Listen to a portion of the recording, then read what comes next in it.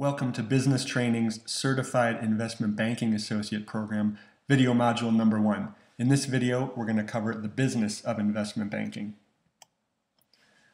First question we should ask ourselves is, what is an investment bank? And it's good to think of investment banks as opposed to commercial banks. Commercial banks accept deposits, whereas investment banks are those that deal mainly with corporate advisory services and underwriting offerings for financial institutions. The two different types of banks were created from a U.S. law from 1933, the Glass-Steagall Act, which made banks choose whether they want to be commercial and accept deposits or be investment banks and deal with advisory services. That's the act that gave us the split between J.P. Morgan, which moved towards, at the time, commercial banking, and its affiliate entity, Morgan Stanley, which moved into investment banking. The lines have actually blurred quite recently with the 1999 repeal of the act, which has led to numerous mergers and acquisitions in the banking industry. A great recent example is Bank of America, a traditional commercial bank that accepts deposits, has ATMs, acquiring or merging with Merrill Lynch, one of the top investment banks of the last few decades. Today's top investment banks include Bank of America Merrill Lynch, who's the top in the loan business, Goldman Sachs, who tops the M&A business, J.P. Morgan, who tops the charts in equity and bond issuances, and other banks including Morgan Stanley and Citigroup, whereas the top foreign banks include Credit Suisse and Deutsche Bank. There's also a whole bundle of other banks that specialize in other services, such as Lazard, which is a restructuring and M&A leader, Jefferies, Evercore, Hambrecht, which sprung up to specialize in IPOs out on the West Coast. Structure within banks basically has two forms. There's the product groups and the industry groups. Product group bankers focus on a specific product for their clients, such as mergers and acquisitions or M&A, restructuring. They focus on knowing everything they can about the capital markets from the equity side, the debt side, whereas industry group bankers focus on a specific industry and try to get to know all the players, the trends. Examples in the industry groups include telecom groups, media groups, consumer groups, healthcare, and groups called FIG, or the financial institution groups. Within an investment bank, the general hierarchy of employees goes from managing director, a person who heads a group, and then the titles move on down to vice president, to associate, to analyst. And as you might expect, the pay also moves down from managing director as well. Analysts tend to be hired right out of undergraduate programs, whereas associates are either promoted from the analyst pool or are hired right out of MBA programs. And many bankers who move on from banking go on to roles in private equity, venture capital, hedge funds, or even management roles within operating companies, such as a CFO role or even a CEO role. Next, going to talk about the types of transactions that investment bankers advise upon. One of the biggest groups is called mergers and acquisitions, or M&A. And within that, bankers can advise either on the buy side or the sell side. And as you might guess, buy side means working for clients who are buying companies, and sell side works for clients whose company is for sale or division of a company is for sale. M&A bankers might also do fairness opinions, which is something, an engagement whereby they're hired by a board of directors to ensure that the shareholders are getting a fair price. Usually a fair price is being paid for a company. Could also be on the other side, that they're not overpaying. M&A bankers sometimes get hired by boards of directors to do evaluation of alternatives. That often leads to a sale of a company. It's often stating that a company's share price may be undervaluing the company. M&A bankers can also advise on joint ventures and takeover defenses. Time now to talk about a couple of the categories of buyers that M&A advisors deal with. Strategic buyers are operating companies that make acquisitions to improve their business, to add on to their business. An example might be, think of IBM buying a software company. IBM can roll that into its suite of products that it's going to offer to its customers.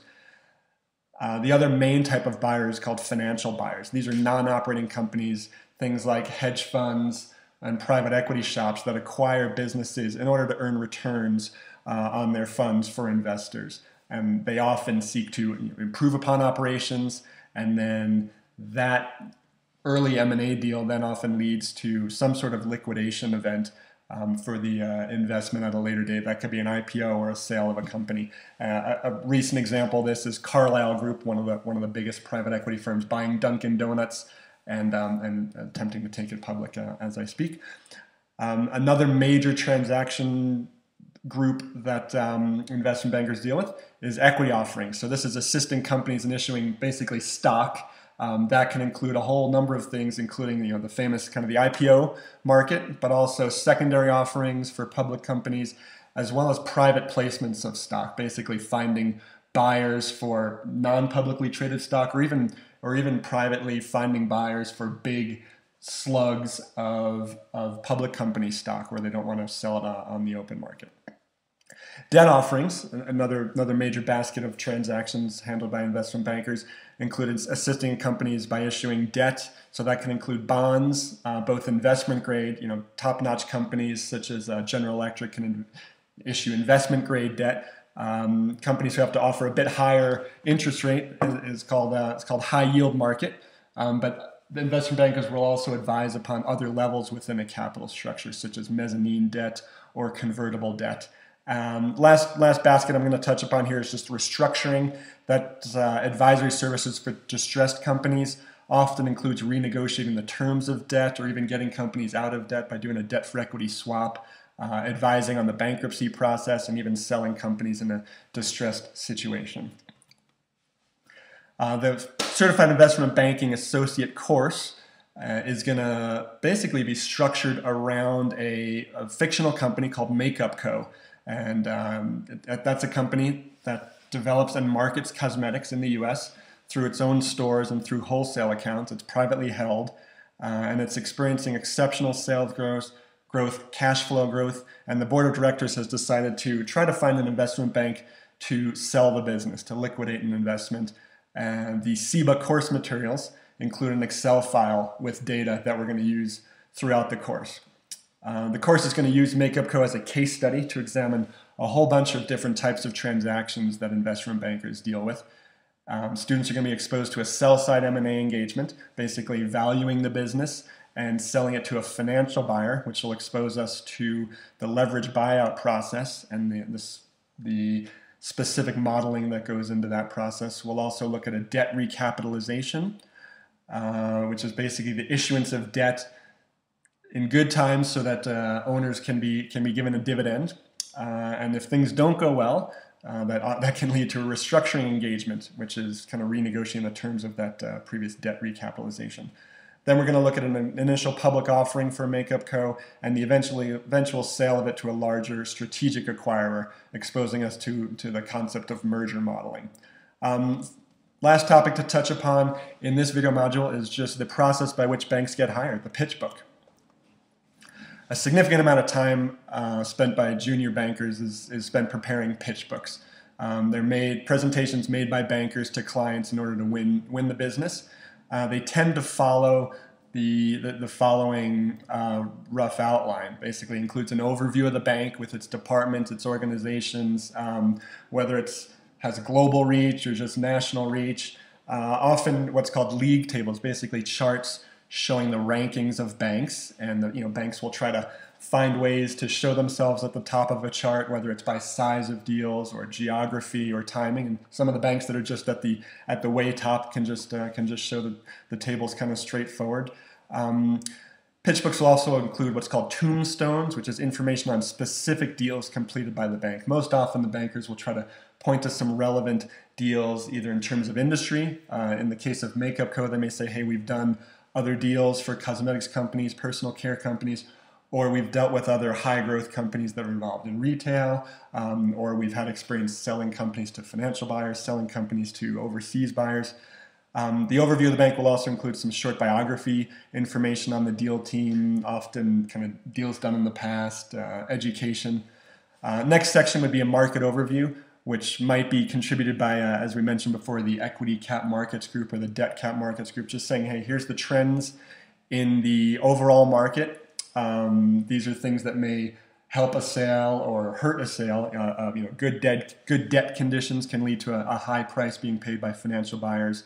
and then looking at kind of some of the metrics within a specific industry, whether, in this case, the cosmetics industry, whether it's trending upwards, flattening out, or trending downwards. Pitch books will also include a valuation, which takes a significant amount of junior bankers' time. It's very relevant when pitching for M&A deals and for equity offerings, because you're saying to the client, hey, here's what we think your company is worth, here's what we might be able to get for you out in the market. And the valuation that we're going to go into in much more detail in future modules is usually composed of comparable companies analysis, precedent transactions analysis, and a discounted cash flow, or DCF, analysis. Pitch book might also contain some recommendations or positioning. The bankers might profile some key players in the industry or key financial buyers. Might put together some sample financing strategies that financial buyers might consider. And in an IPO pitch, on an equity side pitch, bankers may discuss ways of positioning the company relative to other stocks.